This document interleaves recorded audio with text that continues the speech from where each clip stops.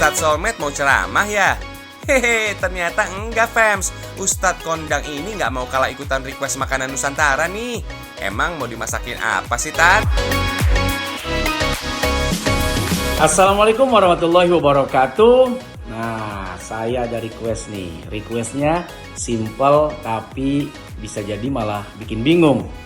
Nah, bikinin gimana caranya ngolah kue ape. Ya, itu saking bingungnya orang nanya dengan bentuknya. Ini kue ape?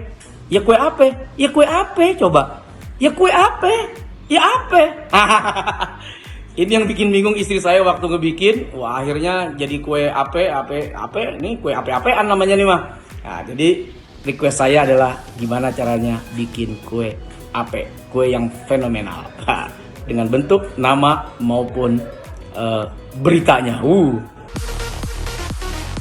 Aduh, Ustadz bikin bingung aja deh. Kirain mau ngajak berantem. Hihihi. Oh, cemilan jadul khas Betawi itu ya. Kudapan manis ini memang sudah jarang dijumpai, fams. Tapi kalian masih bisa tuh nemuin babang. Abang penjualnya di Pasar Majestic, Jakarta Selatan. Adonan kue ape ini punya ciri khas berwarna hijau. Bikinnya juga nggak neko-neko. Cuma ngandalin tepung terigu, pandan, vanili, santan, dan gula cair. Biasanya para penjual kue ape seperti Pak Ipin ini sudah menyiapkan adonannya dari rumah. Kalau sudah sampai di tempat mangkalnya, adonan bisa langsung dimasak. Caranya tinggal tuang di wajan yang sudah dipanaskan saja. Bahan bakar yang dipakai juga masih tradisional tuh. Ada tungku arang dan wajan mini ini nih. Mau ngapain, Kak? Oh, mau coba tuang adonan ya? Jangan lupa siram pinggiran wajan supaya terbentuk lapisan tipis. Ya, hasilnya jadi nggak cantik deh. Kayaknya butuh latihan dulu 3 hari baru hatam, Kak. Hihihi. Untung adonannya sama, jadi nggak ngaruh sama rasanya. Meski bentuknya nggak karu-karuan. Hihihi. Fams, asal mula nama kue ape ternyata berasal dari logat Betawi yang kental. Tapi pembeli yang mendengarnya malah bertanya, kue ape?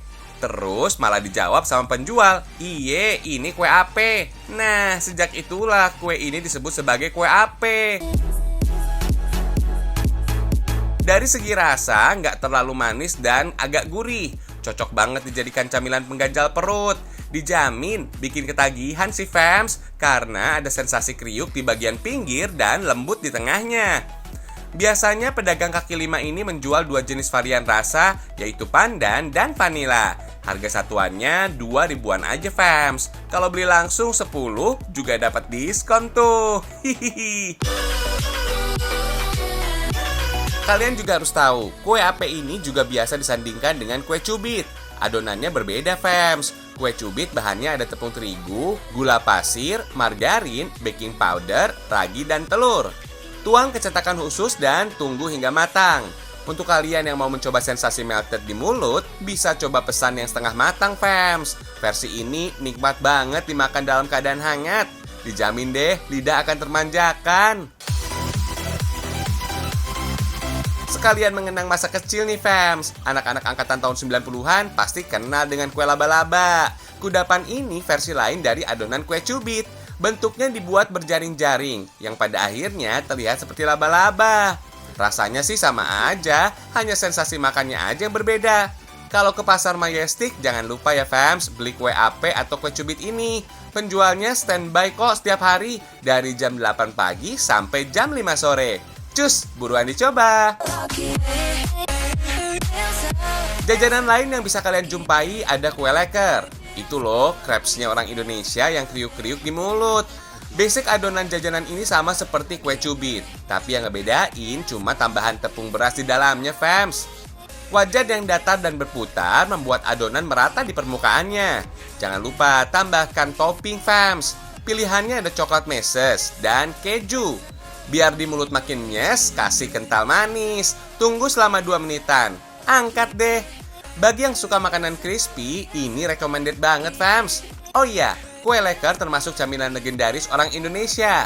Nggak ada yang tahu persis kapan dan siapa yang pertama kali memunculkan resepnya. Tapi banyak orang yang beranggapan kudapan ini lahir di kota Solo, Jawa Tengah. Fams, lekker berasal dari bahasa Belanda yang berarti enak. Pada zaman penjajahan, warga Kincir Angin senang membuat panekuk. Karena bahannya mahal, warga Solo membuat versi hematnya, yaitu dengan menyajikan adonannya setipis mungkin.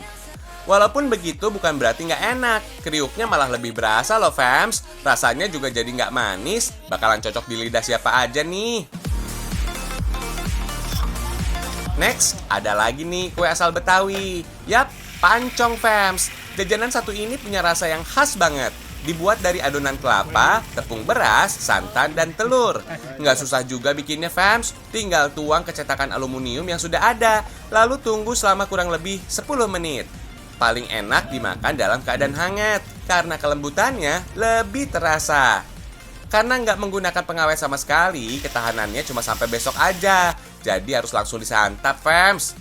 Nama pancong karena kue ini harus dicongkel agar bisa keluar dari cetakan aluminium fams.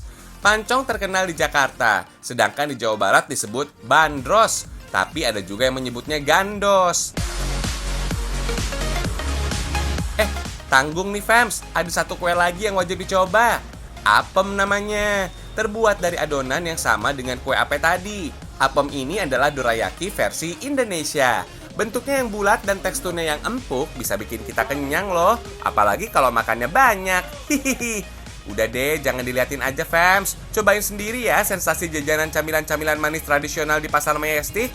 Harganya sangat terjangkau, tapi rasanya nggak kaleng-kaleng. Karena para penjual di sini sudah berjualan dari sekitar tahun 80-an, tangannya sudah terlatih banget untuk bikin adonan dan menghasilkan kue yang enak serta bercita rasa khas. Cus, langsung cobain aja.